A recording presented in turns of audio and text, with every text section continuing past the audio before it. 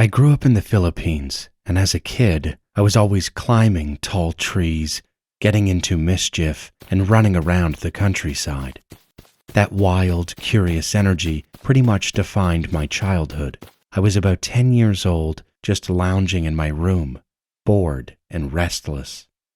Then something outside caught my eye. There was a rambutan tree, its bright red fruit ripe and ready to be picked.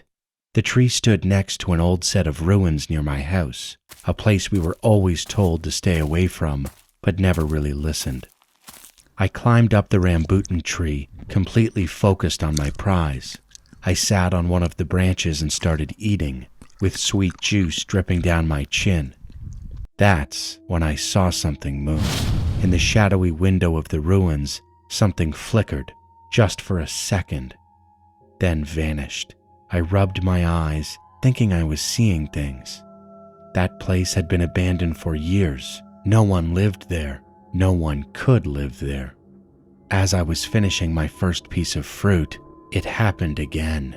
Only this time, it didn't vanish. It stopped, and it stared back at me. Two figures were standing in the broken window. They were humanoid, but not quite. Their skin was leathery, their bodies round and bulky, and their backs were covered in something that looked like a turtle shell. Their eyes glowed red, and their mouths, if you could call them that, were jagged like a snapping turtle's jaw. A chill raced down my spine, and my whole body locked up in fear. I lost my grip and fell. I hit the ground hard, scraped up and bruised. I scrambled to my feet and ran barefoot all the way home. I didn't care about the pain. I didn't feel it. I didn't care that I'd left my slippers behind. I just knew I had to get away. I never told my family what happened. I figured they wouldn't believe me, or worse, they wouldn't care. Years passed, and I almost convinced myself it had just been my imagination. Then, one day, I was talking to my grandmother, and she started reminiscing about an old house nearby, one that had been abandoned for decades. I asked her why no one ever bought the place. Her answer stopped me cold. "Well," she said, "I can't blame them. 2 people hung themselves in that house." I didn't say a word, but in my head, all I could see were those 2 turtle-like creatures standing in that ruined window, watching me. After she told me that, I remember going home and drawing pictures of what I saw. The house, the figures, the glowing red eyes. A constant reminder that it wasn't just my imagination, and that it was reality.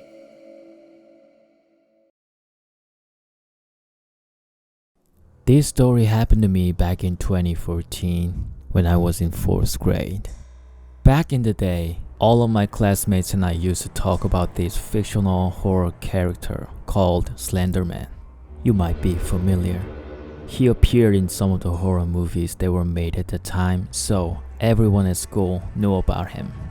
Anyway, one night I was sleeping alone in my room when I had this nightmare about Slender Man. In the dream, I was at the local aquatic center getting ready for my swimming lessons.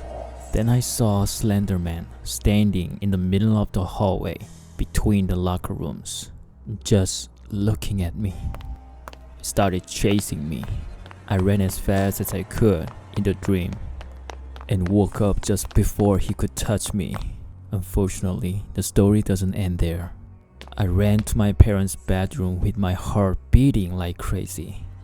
I told them about this bad dream and asked if I could sleep near them. My parents agreed and let me sleep in the middle of their room. I think it was about 30 minutes before I woke up to this loud noise. My dad woke up too and figured out that the house's fire alarm had been going off for about a minute. My parents checked around the house, searching for any signs of fire, but there was nothing wrong. So at this point, I was really scared. But my parents went back to sleep, and eventually, so did I. My parents told me that the fire alarm was faulty, and that's why it went off randomly in the middle of the night. But this had never happened before in our entire life staying in this house. Since then, the small part of me has always wondered if there was a connection between my nightmare and that seemingly random malfunction. This happened back in 2015. I live way out in the country, miles from town, with no real neighbors nearby. So seeing a random person walking around our property, that would already be strange, and that's exactly what happened. My dad was outside when a man came out of nowhere and offered him a Pepsi. Just like that, no introduction, no explanation, just, "Want a Pepsi?" My dad said no, smartly, because who knows what could have been in that drink. After he declined, the man left. Later that day, we were heading into town. My mother, father, my 2 sisters and I, all piled into the truck, ready to make a quick Walmart run. Now, to give you a little background, we're surrounded by orchards out here. Almonds, pistachios, grapes, endless rows of trees in every direction. So, to get to town, we have to take this long dirt trail winding through all that farmland. As we were driving, we passed something that made all of us go quiet. A black van. It had curtains drawn across the windows, like someone was hiding something. And the smell, I can't even explain it. Rotten, chemical, and sharp, all at once. It made your eyes water. The man behind the wheel was dressed all in black, wearing dark sunglasses, even though the sun was setting. And when he looked at us, he smiled. Not a friendly smile, a smile that made your skin crawl. I knew right then, something wasn't right. We made it to Walmart, did our shopping, and came home.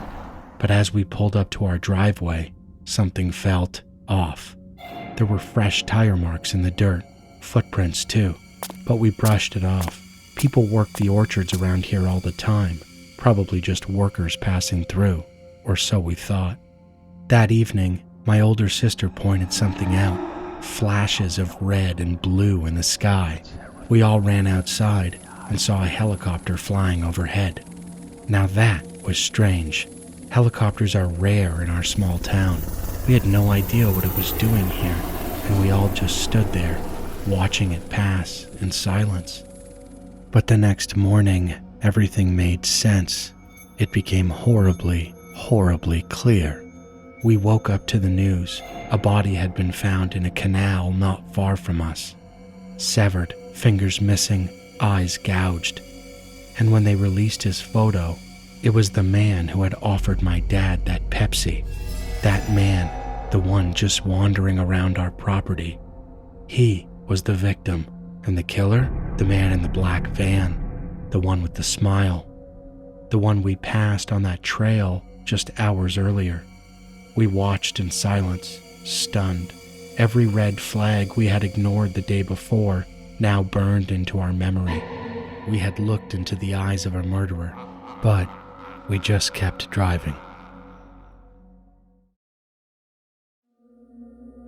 This is a true story from when I was about 4 years old. According to my mother, I suffered from sleep disorders that led to some weird behavior when I was a kid. My father was always working and doesn't remember much about it, but my mother and brother do.